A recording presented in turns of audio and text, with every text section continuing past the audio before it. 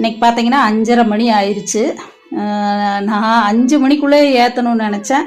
ஆனால் 5:30 மணி ஆயிடுச்சு. சரி பரவாயில்ல, 6 மணி வரைக்கும் நம்மளுக்கு பிரம்ம முகூர்த்த டைம் தான் அப்படின்னு சொல்லியிருக்கிறாங்க. 5:30 மணிக்கு விளக்கு போட்டாச்சுங்க. விளக்கு போட்டு தொணை விளக்கு எடுத்து கொண்டு வந்துட்டு, நம்ம எப்போவுமே நான் சொல்லியிருக்கேன் இல்லைங்களா, அங்கே ஒரு உப்பு தீபம் நான் வைப்பேன்ட்டு அந்த உப்பு தீபத்தில் கொண்டு வந்து விளக்கு வச்சாச்சு. பாக்கி நம்மளோட 5 பிரம்ம முகூர்த்த தீபத்தையும் 5 அகல் விளக்குகளையும் நம்ம ஏற்றியாச்சுங்க. 5:30 மணிக்கெல்லாம் இன்றைக்கி நல்லபடியாக நம்மளோட பிரம்ம முகூர்த்த பூஜையை ஸ்டார்ட் பண்ணியாச்சு. கடவுளே, இன்றைய பிரம்ம முகூர்த்த பூஜை சரியான நேரத்தில் எனக்கு விளக்கு ஏற்ற முடிஞ்சதுக்கு மிக்க நன்றின்னு நான் கடவுள்கிட்ட ஆத்மார்த்தமாக நன்றி சொல்லிக்கிட்டேங்க. இன்றைய தினம் நல்லபடியாக போயிட்டுருக்கு. அதுக்கப்புறம் மேலே சாமி காமாட்சி விளக்கு, வேறு சாமி நான் ஷெல்ஃபில் சாமிகள்லாம் வச்சுருக்கேன் இல்லைங்களா, அவங்களுக்கும் விளக்கு அதுக்கப்புறம் ஏற்றிடலாம் அப்படின்னு சொல்லிட்டு நான் ஃபஸ்ட்டு பிரம்ம முகூர்த்தம் நிலைவாசல் முடிச்சதையும் ஃபஸ்ட்டு ப்ரிப்ரேஷன் வந்து நான் நிலைவாசலில் 2 விளக்கு ஏற்றுறதுக்கு முக்கியத்துவம் கொடுக்குறேங்க. ஒவ்வொருத்தவங்க ஒவ்வொரு மாதிரி செய்வாங்க.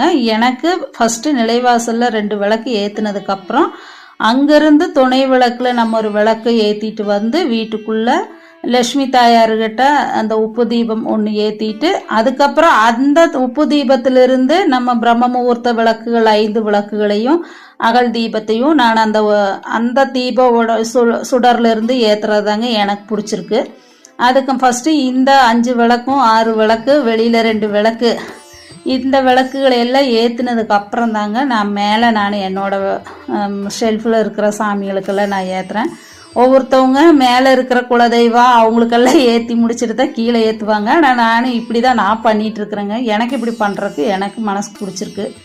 அதே மாதிரி கிச்சனில் வந்து அன்னபூர்ணி தாயார் இருக்காங்க. அவங்களுக்கும் நான் அதே மாதிரி அங்கேருந்து தீபம் எடுத்து கொண்டு வந்து அன்னபூர்ணி தாயாருக்கும் நல்லபடியாக விளக்கு ஏற்றியாச்சுங்க.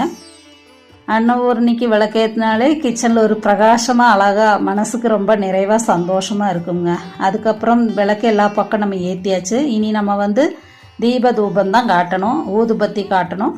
அதனால் இப்போ ஊதுபத்தி நான் எல்லா மகாலட்சுமி தாயாருக்கு முதல்ல காமிச்சிட்டு நம்ம அந்த பஞ்ச தீபத்துக்கும் நம்ம 5 தீபத்துக்கும் அகல் விளக்குக்கும் நல்லபடியாக ஊதுபத்தி காமிச்சு, கடவுளே நல்லபடியாக இன்றைய தினம் நம்மளுக்கு அமையணும், நல்ல நாளாக இன்றைக்கி இருக்கணும்னு சொல்லிவிட்டு மறுபடியும் என்னோட எல்லா இஷ்ட தெய்வங்களும் குல தெய்வங்களும் ஷெல்ஃபில் நான் வச்சுருக்கிற என்னோடய ஃபேவரட் எல்லா தெய்வத்துக்கும் காமிச்சாச்சுங்க.